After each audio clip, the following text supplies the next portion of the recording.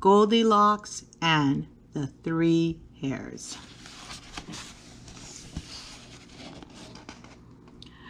Papa Hare, Mama Hare, and little baby hare, also known as Bunny, were enjoying a quiet, peaceful, lovely day at home down their rabbit hole.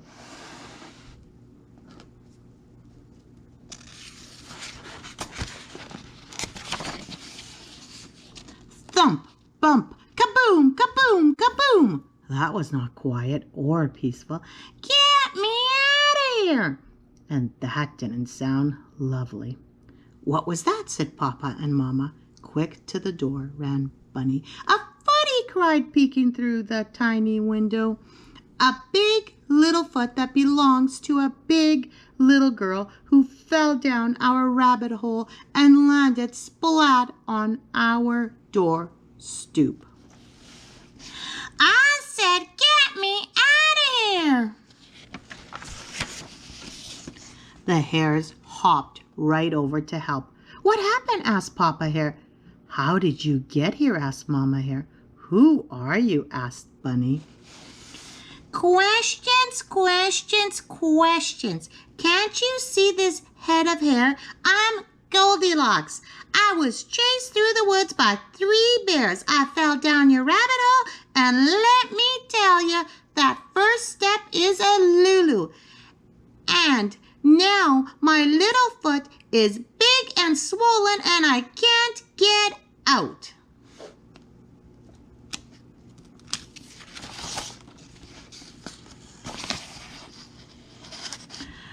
Papa, Mama, and little baby hare watched the big little foot grow bigger by the minute.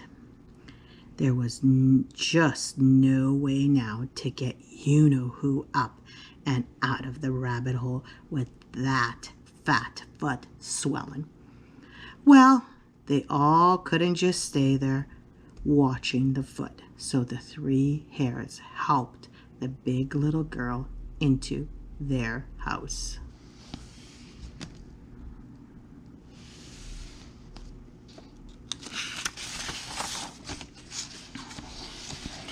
Watch that Tootsie! Don't muss the hair! The 3 little hares huffed and puffed and carried her to Papa Hare's chair. Wait! Stop! This chair looks too hard. They huffed and puffed and carried her to Mama Hare's chair. Wait! Stop! This chair looks too soft. They huffed and puffed and stared at Baby Hare's chair. Don't even go there. I'll take the couch. Which she did, with both feet up on the cushions.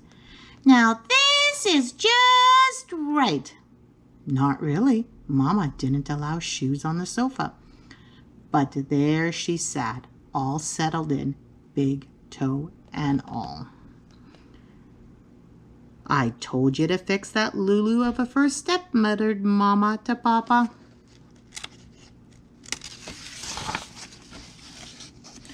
So, with the big little girl all comfy, cozy on the sofa, Bunny sat down to read a book.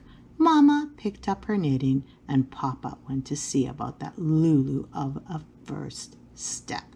Hey, I need a pillow here! Now! Quick, like a bunny! And remember, not too hard, not too soft, just right. And get one for my foot, too. And with the big little girl even more settled in with 3 pillows and her shoe up on the sofa, Bunny sat down to read his book. Mama went back to her knitting, and Papa went to fix that Lulu of a first step.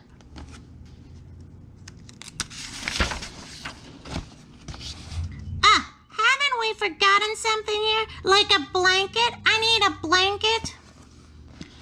Too scratchy, too itchy, too big, too little, too hot, way too skimpy.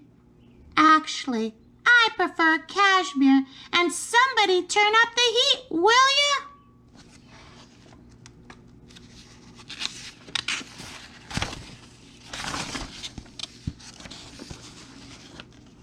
Okay, where's the clicker? Who's got the remote? What?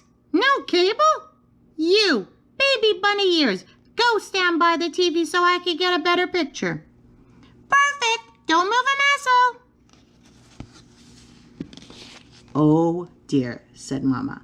I don't believe Bunny can stay like that for very long. Luckily for the Hares, the big little girl felt so comfy cozy, and the TV program was so long and boring, she fell sound asleep. Mama sighed. How are we ever going to get her to leave? Papa came up with a marvelous plan. Well, you know who wakes up. She's going to be hungry. We're rabbits. All we have to eat are vegetables.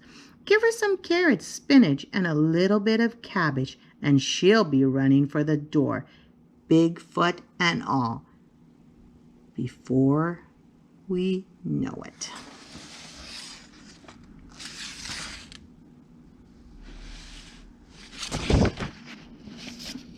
Sure enough, when the big little girl awoke, her tummy was growling. I'm starving here. Bring on the snacks. Mama Hare came from the kitchen carrying a cup of carrot juice, 2 spinach pies, and 5 steamed Brussels sprouts. The 3 hares tried their very best not to grin big, broad-toothy grins. Their plan was working perfectly. When the big little girl picked up a sprout, I love veggies. Toss me some arugula. The big little girl not only had all their pillows, best blankets, and her shoe up on the sofa, but now she was eating them out of house, home, and every vegetable, including the carrot tops.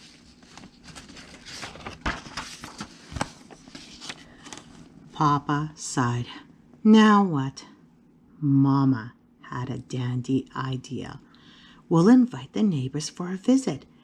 With the hare house being so small, the neighbors being so many, and you know who being so large, certainly the big little girl would not want to stay where it is so cramped and crowded. Company? I love parties. Which one of you bunnies brought the artichoke dip? This called for desperate measures. It was time to bring in Sherman.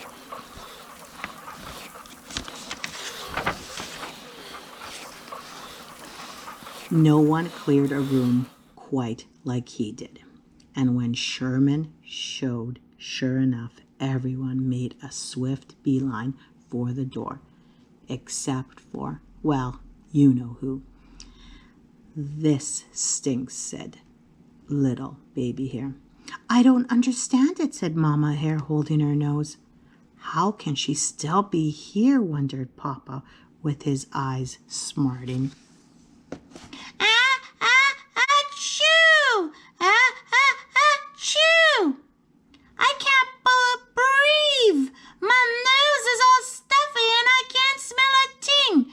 I think I caught a cold from this drafty rabbit hole.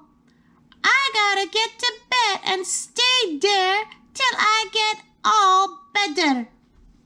Baby Hare saw the big little girl eyeing his just right little bed.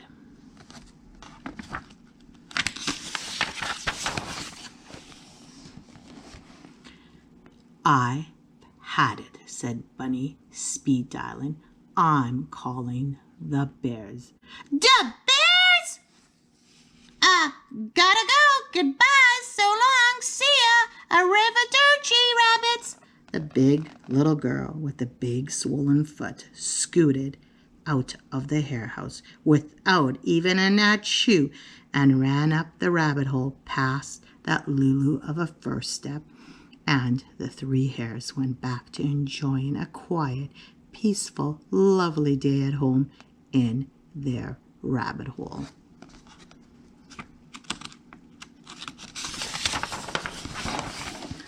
Thump, bump, kaboom, kaboom, kaboom! Bunny peeked through the tiny window.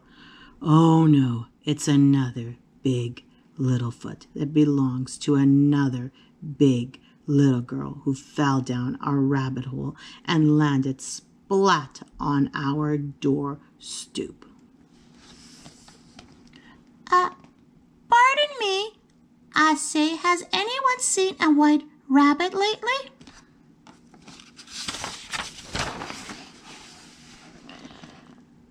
I have got to fix that Lulu of a first step.